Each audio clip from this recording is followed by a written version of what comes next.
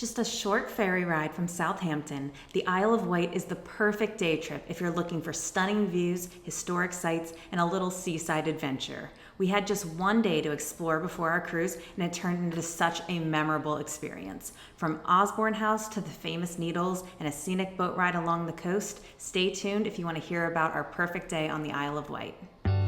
Welcome to World Wanderers. We're Alicia and Will. Come wander the world with us.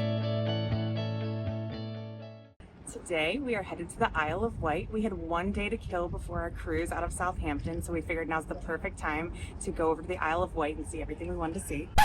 What past Alicia you just heard from doesn't know is she's actually sitting on the wrong red funnel ferry. Oops. See, a red funnel has two ways to get from Southampton to the Isle of Wight. There's the high-speed passenger ferry, which zips you into West Cowes in about 30 minutes. And then there's the larger vehicle ferry, which sails into East Cowes in about an hour. You can ride either one as a passenger, even without a car. The fast ferry is £17.45 each way, about $22 US, and the slower ferry is £12.15 each way, about $15 US. Now, in theory, this is straightforward. In practice, not so much. Both ferries leave around the same time and from almost the same place. Combine our over-the-top excitement, a ticket checker who just gave our confirmation email the quickest glance, and the fact that we somehow didn't notice we were sitting on a boat about 20 times bigger than expected, and yep, we didn't realize we were on the wrong ferry until the captain announced we'd be arriving in East Cowes in about an hour.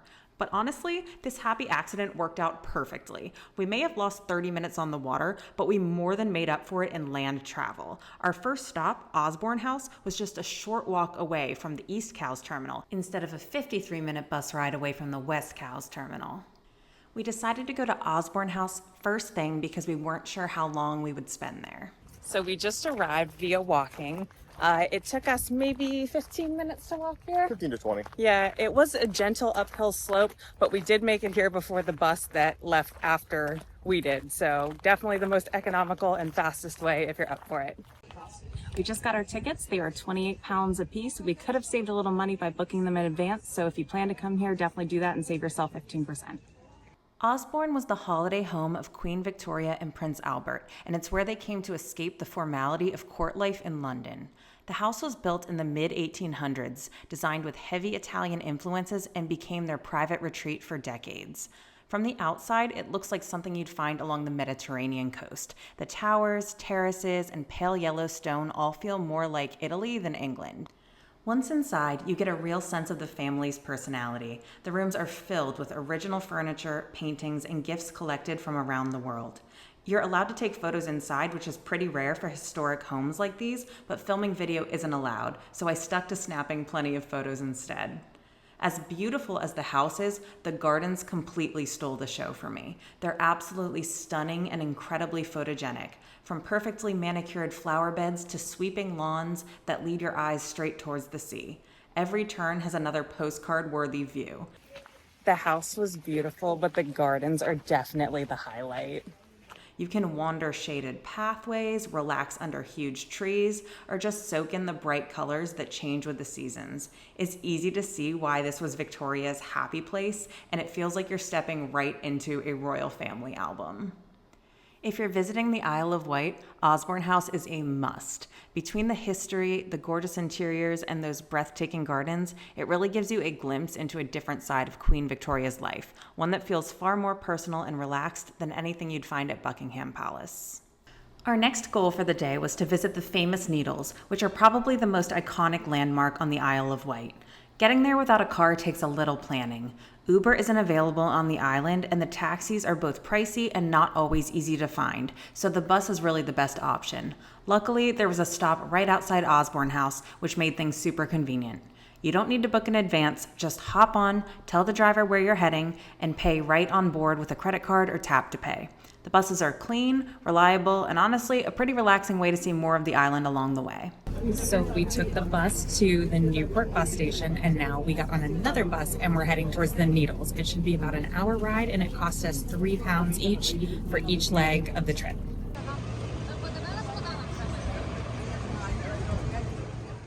So we just arrived at the Needles, and it's a much bigger tourist attraction than I was expecting. There's tons of shops and lots of restaurants and a chairlift, A carousel, and then there's also a staircase that you can climb to see a view of the Needles. This is the closest you'd be able to get without taking the chairlift or the path down to the beach. At the Needles, you've got two options for getting down to the beach: the famous chairlift or a set of stairs that follow a clearly marked path. We decided to skip the chairlift on the way down and just take the stairs instead. It's a nice walk, not too steep, and it gave us plenty of time to take in the views as we made our way down to the water. If you do want to ride, the chairlift costs about £9 round trip per adult, roughly $11 US, and you can also buy a one-way ticket if you'd rather just ride back up. So glad we opted for the walk and not the chairlift. There was a long line and it was maybe like a 3-minute walk down the stairs. If you can do stairs, totally recommend just walking, especially the downhill direction. Once we got down to the beach, we decided to take one of the boat rides that go out towards the Needles. We chose the slower boat option, which lasts about 20 minutes and gives you plenty of time to take in the views from the water. Tickets were £9 per adult, about $11 US. The ride itself was beautiful and really relaxing. You get this incredible perspective of the white chalk cliffs, the colorful sands of Alum Bay, and of course the Needles themselves stretching out into the sea. It's hands down the best way to actually see the landmark up close and gave us some of our favorite photos of the entire day. There's also a speedboat option if you're short on time or just want a thrill. It costs a bit more and only takes a few minutes, but we thought the slower ride gave us a much better chance to enjoy the scenery. Definitely recommend the slow boat ride. We had a lot of great picture opportunities and it was a really great way to see the Needles up close. After our boat ride, we spent some time just wandering along the pebbled beach at Alum Bay. Up close, you really can see the different layers of colors in the cliffs. The reds, the oranges, the yellows, and whites are so striking in person. If you walk just a little further down the shoreline, the crowds start to thin out, and before long we practically had the place to ourselves. It's really a photogenic spot, and if you're a photographer, this beach and the cliffs are a dream. Between the unique colors, the dramatic backdrop of the Needles, and the calm sea, it's one of the most picturesque places on the Isle of Wight. So when we first got here, it was feeling a little bit tourist trappy and I wasn't sure how I felt about it. But now that we've done it and gone down to the actual beach and walked around, it's so beautiful. Definitely worth coming. So we had planned to take the chairlift back up after we walked down because, right, who wants to walk up when you could walk down? But the queue has been crazy long since the moment we got here. And this is what it looks like right now. And I'm thinking it's at least an hour wait. So I'm thinking we're going to walk up. We'll tell you if it's working when we get to the top. Yeah, I'll set a timer and I'll tell you exactly how long it took. All right, so total walking time with a bit of traffic jams for selfies and slow walkers. We're at 5 minutes and 25 seconds. So Not bad at all. not bad at all.